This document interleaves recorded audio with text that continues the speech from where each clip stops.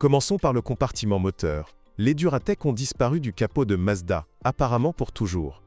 Un indicateur simple le prouve. Ford, en quête d'une meilleure efficacité, a adopté des moteurs turbo-compressés, tandis que Mazda, avec le moteur MZR, a tenté d'exploiter et de maîtriser les taux de compression élevés. Fini les collaborations et les échanges technologiques, place à la concurrence. Le Mazda CX-5 a ainsi reçu 3 moteurs Skyactiv entièrement repensés, tous affichant le même taux de compression, curieusement identique, de 14,0. Ce qui est surprenant, ce n'est pas la façon dont ils ont réussi à atteindre de tels taux de compression sur un moteur à essence atmosphérique, sans le couper au premier démarrage, mais plutôt le fait qu'il n'y ait que 2 moteurs à essence dans la gamme, 2 et 2, 5 litres, le second ayant le même taux de compression mais fonctionnant au diesel, 2 litres. Avec les moteurs à carburant léger, tout va très bien. Même dans la réalité, les 2 moteurs ont pris racine comme si les Japonais les avaient créés pour nous, Skyactiv, littéralement ciel actif. On ne connaît aucun cas de retour de flamme, dû à un taux de compression incroyablement élevé. Du moins, personne n'a jamais cassé de chicane de piston ni fait sauter un joint de culasse. Voyez-vous les Allemands, comme tout est bien calculé? Cependant, plusieurs petits soucis me tracassent encore.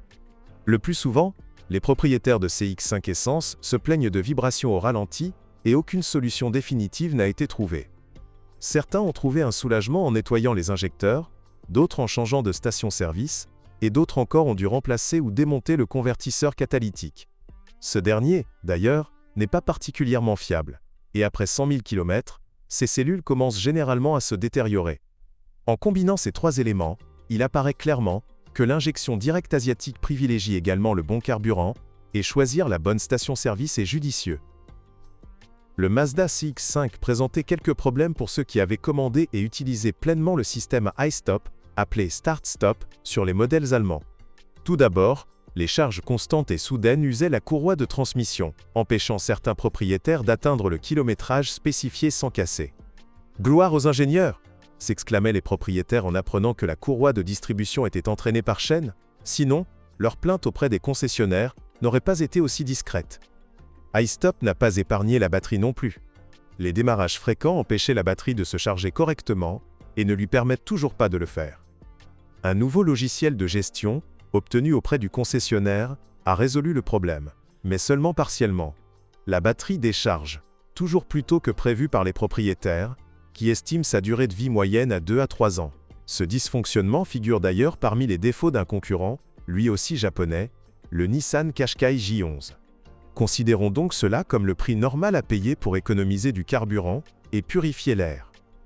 Généralement, si le lubrifiant quitte la technologie Skyactiv, il le fait par le joint du couvercle de soupape ou par la soupape de distribution à calage variable. Globalement, la gamme essence de Mazda se porte plutôt bien. Bravo! Alors que le constructeur européen VAG peine à faire face aux conséquences du Dieselgate, les Japonais s'affairent à créer leur propre moteur à carburant lourd, fiable et performant. S'ensuit. Ils semblent y être parvenus, mais ils ne parviennent pas à rendre le diesel relativement infaillible. Les Mazda CX-5 équipés d'un moteur de 2 litres sont déjà très rares, et ceux qui existent encore sont en proie à des plaintes concernant 2 points faibles, le turbocompresseur et les arbres à cam. Selon les propriétaires, ni le Snake, ni la courroie de distribution ne durent plus de 150 000 km. Sinon, le moteur est en bon état. Un point à ne surtout pas craindre avec un CX-5 est la transmission automatique. Elle n'est pas exempte de défauts, mais si vous prenez le temps de changer régulièrement l'huile de transmission, vous bénéficierez d'années de fonctionnement sans souci. Les premières pannes de transmission automatique, et plus précisément du convertisseur de couple, ont été enregistrées à plus de 200 000 km, principalement sur la version à moteur plus puissant. La transmission du CX-5 a rencontré quelques problèmes mineurs. Enfin, mineurs. Si vous le faites vous-même, réparer le défaut du fabricant ne vous fera que perdre du temps.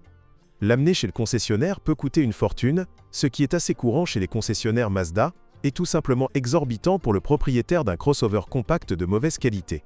La cause principale du problème est un simple levier de vitesse usé. Lorsque la clé est retirée du contact, l'autoradio ne éteint pas, ce qui décharge la batterie, surchargée par le système e-stop. La réparation est simple. Remplacer le levier de vitesse ou réparer la surface usée avec des moyens improvisés, autrement dit improvisés. L'embrayage électromagnétique, comme l'ensemble du système de transmission intégrale, est fiable et durable. Cependant, en inspectant régulièrement le dessous du véhicule, vous pourrez peut-être prévenir les fuites d'huile par les joints. Les transmissions manuelles ne sont pas très populaires auprès des propriétaires de Mazda, mais on en trouve parfois sur le marché des voitures d'occasion. D'ailleurs, elles ne posent généralement aucun problème. Un problème chronique lié à l'usure prématurée des roulements de roues continue de hanter les Mazda. Les propriétaires de Mazda 6 et de Mazda 3 le connaissent bien. Sur le Mazda CX-5, les roulements de roues avant cèdent généralement après les 50 000 premiers kilomètres. Au-delà, la suspension du crossover ne nécessite aucune réparation pendant longtemps, hormis quelques petits soucis comme le remplacement des soufflets de suspension avant. Après 100 000 km symboliques, les bagues arrière des bras de suspension avant s'usent généralement, et après 50 000 km supplémentaires, ces mêmes bras doivent être remplacés intégralement à cause des rotules. Quant à la suspension arrière, avec un entretien normal, aucun souci. Elle devrait durer au moins 200 000 km sans investissement majeur.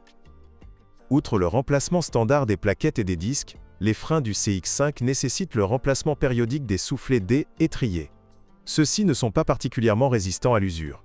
Ils se fissurent, ce qui peut entraîner le blocage des pistons ou les empêcher de revenir à leur position initiale. Les problèmes de carrosserie sont également superficiels et sans gravité. La carrosserie ne rouille pas, la peinture ne s'écaille pas, et les charnières ne s'affaissent pas. Le seul souci des propriétaires concerne le pare-brise, ou plutôt sa sensibilité excessive aux éclats et aux fissures. C'est pourquoi ils doivent installer des pièces de rechange chinoises, le coût d'un modèle d'origine de si mauvaise qualité étant prohibitif. Les feux de jour, qui peuvent clignoter ou cesser de fonctionner, sont également répertoriés comme des points faibles. Les concessionnaires proposeront simplement de remplacer l'ensemble des phares. Un électricien automobile compétent ressoudra simplement la diode ou le convertisseur après avoir examiné le problème. À vous donc de décider si vous préférez la solution simple ou la plus simple. L'intérieur du Mazda CX-5 paraît luxueux, mais à l'usage, son apparence laisse clairement penser qu'il ne s'agit pas d'une voiture haut de gamme, ni même d'une Volkswagen. Si cela permet une évaluation plus précise du kilométrage lors de l'inspection d'une voiture d'occasion, cela décourage aussi quelque peu l'achat. C'est un cercle vicieux. Sérieusement, les premiers à souffrir, physiquement et peut-être émotionnellement, sont les sièges avant, et plus précisément leurs renforts latéraux, qui s'affaissent visiblement dès les 10 000 premiers kilomètres. Le volant en cuir n'est pas non plus réputé pour sa résistance à l'usure, conservant sa forme arrondie tout en perdant son épiderme. À 100 000 km, le volant ressemblera à ceci. Le volant en plastique s'use encore plus vite. Et n'oubliez pas les grillons. Les premiers apparaissent généralement après les 50 000 premiers kilomètres et se situent à droite ou en bas du tableau de bord. Le système électrique de ce crossover étranger, comme celui de nombreuses autres voitures japonaises, est en bon état. Il arrive parfois qu'un rétroviseur latéral ne se rabatte plus brusquement, mais le problème ne vient pas de l'électronique, mais plutôt du mécanisme d'entraînement en plastique mal conçu. Globalement, la qualité de cette voiture japonaise est peu reluisante. Ce n'est certes pas une Cruisac 105, mais on est loin d'une Peugeot. Si l'on a des questions, elles concernent principalement le coût des pièces et non la fiabilité. Comme le disent les propriétaires de crossover eux-mêmes, posséder un CX-5 avec plus de 100 000 km au compteur, c'est comme conduire une Mazda et réparer la BMW du voisin, à condition que cette voiture japonaise inclinée tombe beaucoup moins souvent en panne, ce qui est une bonne chose. En cherchant une voiture d'occasion, vous remarquerez le nombre de voitures mises en vente sur Avtoteca avec des réparations coûteuses. La raison de ce phénomène inattendu est la même, le prix élevé des pièces détachées. De nombreux garages peu scrupuleux, et même les propriétaires eux-mêmes, profitent des indemnités d'assurance après des accidents mineurs. Sur le papier, la moitié de la voiture a été remplacée, mais en réalité, seules quelques pièces ont été retouchées. En résumé, il vous faudra rechercher les pièces endommagées en vous basant sur les réparations réelles, et non sur les bases de données en ligne. Faites inspecter votre voiture. Un CX-5 bien entretenu affiche de bonnes performances après 100 000 km, et seul l'intérieur, avec ses sièges affaissés et tachés et son volant écaillé, témoigne de ces kilomètres. Cependant, le problème vient des propriétaires qui ont clairement mal évalué leurs efforts, ou ont tout simplement négligé l'entretien. Lorsqu'on cherche une voiture d'occasion, on tombe souvent sur des véhicules mal entretenus, équipés de pièces chinoises, ce qui rend extrêmement difficile de trouver un véhicule digne de ce nom.